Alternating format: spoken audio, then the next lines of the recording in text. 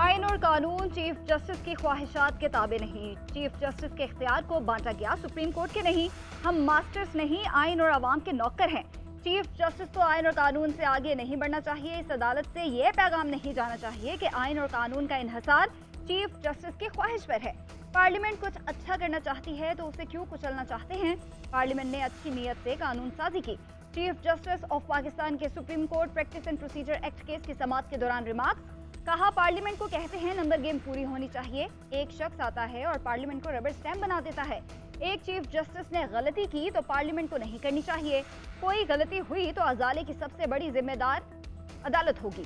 Subject to law को निकाल दें तो रूल्स बनाने के इख्तियार पर क्या फर्क पड़ेगा।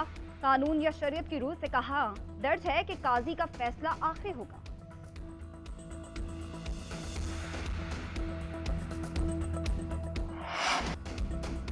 पार्लियामेंट रूल्स नहीं बना सकती, ना ही रूल्स बनाने के लिए कानून साजी कर सकती है। आइन सुप्रीम कोर्ट को रूल्स बनाने के लिए बाइख्तियार बनाता है। अगर पार्लियामेंट के लिए दरवाजा खोल देते हैं तो वो सुप्रीम कोर्ट के हर मामले में मुदाखलत करेगी।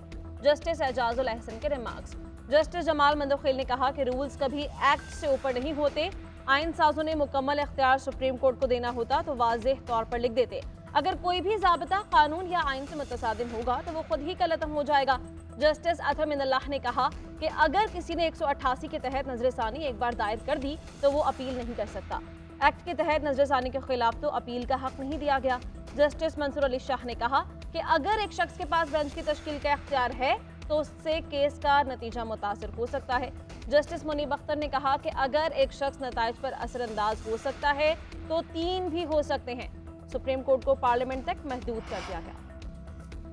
सुप्रीम कोर्ट में समाअत के दौरान चीफ जस्टिस दरखास्त गुजार के वकील इम्तियाज सिद्दीकी पर बरहम। अटॉर्नी जनरल को रोस्ट्रम पर बुलाने पर इम्तियाज सिद्दीकी का वक्त ना देने का एतराज़। कहा, आपने कहा था पहले हमें सुनेंगे फिर अटॉर्नी जनरल को सुनेंगे, हमें ना सुनना नाइंसाफ़ी है। चीफ जस्टिस ने रिमार्क्स दिए, कहाँ लिखा है हुक्मनामे में आपको अभी सुने हुए। इम्तियाज सिद्दीकी बोले कि आप हमारे साथ अपना सलूक देखें। चीफ जस्टिस ने रिमार्क्स दिए, बात करने की कोई तमीज़ होती है।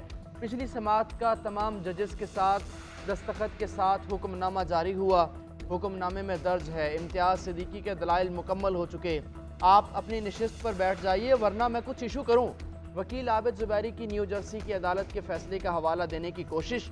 चीफ जस्टिस काजी फायज ईसा ने कहा, कम अज़ कम अमरीकी सुप्रीम कोर्ट के फैसले का हवाला तो दें। हमारा लेवल इतना ना गिराएं कि न्यू जर्सी की अदालत के फैसले को यहाँ मिसाल के तौर पर पेश कर रहे हैं। साइफर केस में चेयरमैन पीटीआई पर 17 अक्टूबर को फर्द जुर्मायत होगी। अडियाला जेल में समाअत के दौरान चेयरमैन पीटीआई को चालान की नकुल फराहम कर दी गई।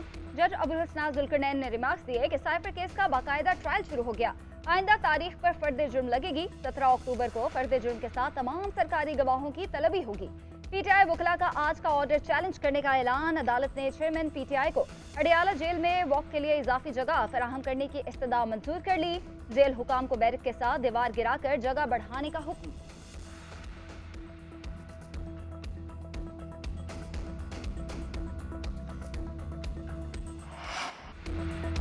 इस्लामाबाद हाईकोर्ट में चेयरमैन पीटीआई के साइफर केस में दरखास्त जमानत पर समाअत। चीफ जस्टिस ने इस्तफसार किया कि चालान में कितनी अफराद को जिम्मेदार ठहराया गया।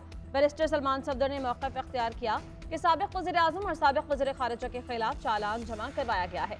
चीफ जस्टिस ने सवाल किया कि साइफर एक कोडेड फॉर्म में आता है तो उसके बाद क्या होता है। कोई स्टैंडर्ड प्रैक्टिस नहीं कि किस ऑफिस को लाजमी जाता है।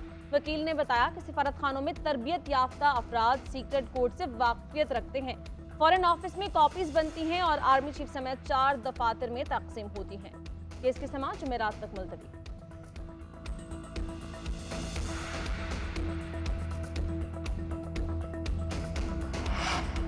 तहरीक इंसाफ ने चेयरमैन पीटीआई को ज़मीर का कैदी करार दे दिया। पार्टी चेयरमैन के साथ गैर कानूनी, गैर आइनी और ज़ालिमाना सलूक की मजम्मत। तर्जुमान ने कहा, साइफर केस की समाअत करने वाले जज अबुल हसनान जुल्करनैन का रवैया जानिबदाराना और अदलो इंसाफ के खिलाफ है। चीफ जस्टिस ऑफ पाकिस्तान मातहत अदालतों में कानून से खिलवाड़ का नोटिस लें। उधर अलीमा खान कहती हैं, साइफर केस राना सनाउल्लाह ने डोनाल्ड लू के लिए किया। केस ये है कि जो पैगाम डोनाल्ड लू ने जनरल बाजवा को भेजा वो चेयरमैन पीटीआई ने अवाम को क्यों बताया। चेयरमैन पीटीआई मुकम्मल फिट और सेहतमंद हैं, वो बिल्कुल नहीं टूटेंगे। नवाज शरीफ का सुनहरा दौर फिर वापस आ रहा है। महंगाई में कमी का आगाज जल्द होने वाला है। तेज रफ्तार तरक्की का सफर फिर शुरू होने को है। साबिक वज़ीर आज़म शहबाज शरीफ के अरकान कौमी और सूबाई असम्बली से गुफ्तगू। कहा, हमने कौम से किया हर वादा पूरा किया। मुस्लिम लीग नून से ज्यादा आवाम का कोई हमदर्द नहीं। उधर मरियम नवाज से भी मुस्लिम लीग नून के ओहदेदारों और कारकुनान ने मुलाकात की। मरियम नवाज का कहना था, नवाज शरीफ को निकालने वाले निजाम से ही निकल गए। 6 साल बाद नवाज शरीफ कौम को पूरा सच बताएगा, झूठे बयानिए दफन हो जाएंगे। नून लीग को मुकदमात और अवाम को मुआशी तबाही से सताया गया। नवाज शरीफ को इक़्तिदार से निकालने की सजा मुल्क को मिल रही है।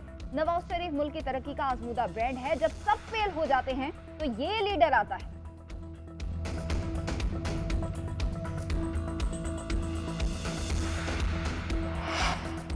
इसराइल और फलस्तीन में जंग जालिम और मजलूम का झगड़ा है। हम फलस्तीनी को मजलूम समझते हैं। निगरान वज़ीर आज़म अनवरुल हक काकड़ का कहना है कि इलेक्शन का फैसला महकमे मौसमियात की मुशावरत से नहीं करना। इलेक्शन कमीशन जल्द इंतखाबात का ऐलान करेगा। फजलुर रहमान की इलेक्शन पर अपनी राय है। हम क़यामत तक के लिए हुकूमत में नहीं आए।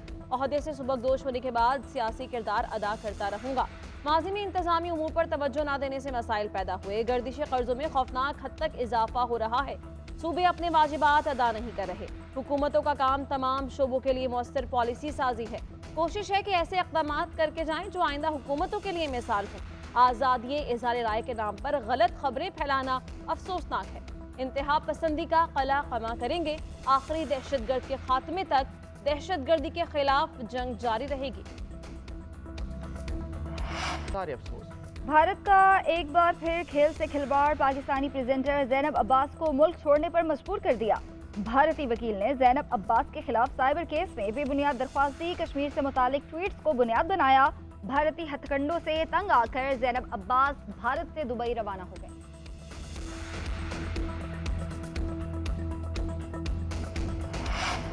इस्लामाबाद हाई कोर्ट का general retired Qamar Javed Bajwa, general retired फैज़ हमीद को नोटिस। रिटायरमेंट के बाद कानूनी रुकावट तोड़ने और मुख्तलिफ इवेंट्स को गलत बयान करने के केस में FIA को भी नोटिस।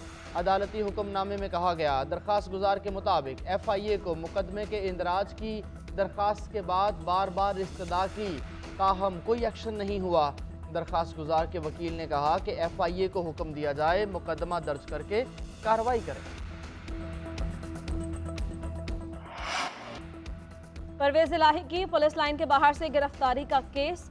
पुलिस हुकाम के खिलाफ तौहीन अदालत की दरख्वास्त मुस्तरद करने का फैसला चैलेंज। परवेज इलाही ने इस्लामाबाद हाईकोर्ट में इंट्रा कोर्ट अपील दायर कर दी। मौक़िफ़ इख्तियार किया कि 7 सितंबर का सिंगल बेंच का फैसला कलअदम करार देकर फरीक़ैन के खिलाफ तौहीन अदालत की कार्रवाई का आगाज किया जाए। मुलव्विस अफराद के खिलाफ महकमाना कार्रवाई का भी हुक्म दिया जाए।